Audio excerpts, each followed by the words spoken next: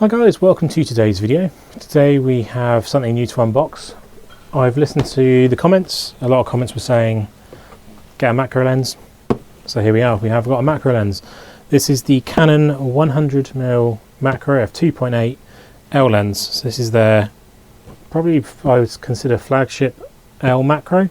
There obviously is a 65mm macro which does the 1x to 5x, which if I get into this, and this is a learning experience for me. I've never used a macro lens before. I've never done proper macro photography, so this is very much a learning experience for me. If I get into it and enjoy it, I might consider getting the 65mm 1 to 5x and giving that a go too, and seeing how that is and going for that. But I've got this lens, so one, I can review it. Two, I can learn macro photography, and even if you want to do videos on stacking and all those sort of techniques that you'd use with using a macro lens. So that's the main reason why I've got it. But first of all, this is a Friday edition, so this is a bonus video for the channel. So this is an unboxing channel video, so we're going to do that. We'll do an unboxing. This is a second-hand lens, so it has been opened before, but I have opened it to make sure everything's kind of there how it would be an unboxing anyway. So we're going to unbox, have a look at the lens, and then yeah, go through some of the plans that I've got with that. So we'll go from there now. So guys, here we are with the box here. This is a 100mm macro L lens from Canon. The box is pretty generic, what you find with an L lens box. It's got everything you kind of want on there, but pretty clean cut. Nothing crazy on it, anything really what's actually in the box apart from a few little sort of things there like that. But what you care about is physically what's inside the box. So let's open up here. First thing is we have the instructions for the lens. What should be in here, how to use everything, so how to use the zoom ring, not zoom ring, the focus rings. There's no zoom ring on this, obviously being a fixed lens, but that's your generic paperwork that you'll usually find with anything anyway. So that to one side. Then you get one of these pretty basic, and for how much this lens retailer, it's £1,000 lens, and with other L lenses I've obviously got 17 to 40, I've had a 24 to 105 and a 24 to 70 as well, and they all come with these generic bags. If you look at the equivalent Sigma, which retails at £360 for the 105, you get a proper solid hard case. With this you get these soft case. It is a nice case, don't get me wrong, there's a nice bit of leather at the bottom there, a bit of a ring in there to kind of make sure everything's sat how it should do, and there's nothing that's going to damage the lens at all in there. But for how much this is 3 times the amount of money as a Sigma.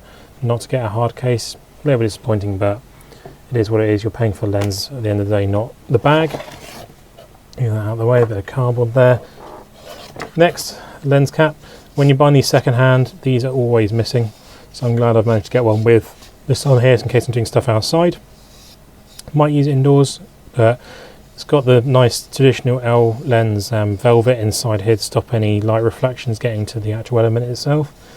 But yeah, glad I got this here, because I might give it a go in the inside stuff, see if it makes a difference, but usually you don't want something like that over the top of an indoor shot. So I'll use this primarily if I do stuff outside, like bees and other sort of British wildlife outside. From there, I believe the next part is the lens itself. I will check to make sure there's nothing else in there. Nope, nothing else left in there at all. So we just got the lens itself. First sort of thoughts, I'd not pick this out yet at all. You've got your front element cap there.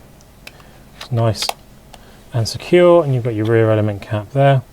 These can take converters, so you use a 1x 1.4 or 2x converter on here if you really wanted to. I'm going to eventually get some extension tubes and see what that makes a difference of. We keep snakes in this house, so the majority of stuff I'm going to be practicing on is going to be snakes, and we got a fair few spiders being an older house, so it'll be them as well. But you've got your focus ring there, and you've got your window indicator on there as well to show you how close you are to the subject. You've got this mounting point here, which you can get a ring mount, so you can put it on a tripod. I might try and find one of those and put it on here, because most photography you want to do on tripods for macro stuff to make sure the camera is clear and sort of unaffected and doesn't get moved and stuff. And I also will get a trigger at some point as well, so I can be completely away from the camera while I'm taking those shots and not disturb anything at all. But that'll be for future stuff. You've got your limitation bits here, so you've got full 0.5 to infinite, and then 3.5 0.3, sorry, to 0.5. Keep that on full for now. We're going to use manual focus pretty much primarily this lens anyway. You've got your AF and MF there. The button feel, actually, to be fair, these feel very, very good. And then you've got your stabilizer mode on and off. If you've got a tripod, you wouldn't need it on anyway, but we'll keep it on for now. But yeah, primarily I'm going to use this on manual focus and use the massive focus ring there and see how we go. But so this is my first very into sort of macro photography, so it's going to be interesting to see how we get on with that. What I have got here as well is I have got my 1DX Mark II, so we can kind of have a look at it physically on a camera body too. Obviously it's quite an extreme camera body being the 1DX Mark II, but so we've got it on here. Doesn't look too crazy.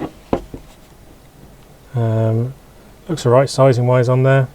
Weight and feel doesn't unbalance it that much, so can't see there really being an issue with that. It does nose down obviously, but it'd be nice to have that tripod collar on here. I'm not sure if it interfered, to be fair though, with the bottom of the grip on the 1DX, so we'll find that out very quickly. Might have to revert then to the R7 maybe, taking photos with it. But I'm going to use it on the full frame because you can get close to subject, you've not got that crop factor sort of affecting things. And then as I say, eventually I'm going to start getting extension tubes and try those out as well and see what that does. And then I will be doing a lot of stacking. I do know how to stack because I've done it for star photography and all that side of things as well. But I will be stacking the photos and seeing where we get from there. But yeah, that's the unboxing portion of the video, and we'll talk about the plans and everything in more depth now as well. So that's the unboxing portion of the video with the macro 100mm. Quite pleased with it. It looks very well built. It's obviously weather sealed as well, being an L lens. So it'd be good to see what photos we can get with the combination of the 1DX Mark II and this lens. And as soon as I start doing content, you'll either see them on my social media page, which are always in the link in the description, because I'll put them on there first, and then we'll do a video of reviewing this and then go through videos about stacking. But if there's anything specific you want to see me do with this lens, obviously it can be used more than just macro stuff. You can use it for portraits, you can use it for wildlife, you can use it for landscapes, anything. So let me know your thoughts on what you'd like seen done with this lens and any videos you'd like to see with it. Obviously I'm going to use it with the R7 as well, so I can do a video on how it works adapted to the R7. But anyway, hope you enjoyed the video. Please subscribe, comment and like as always, and I will catch you guys later on for more content. See you in the next one. Goodbye.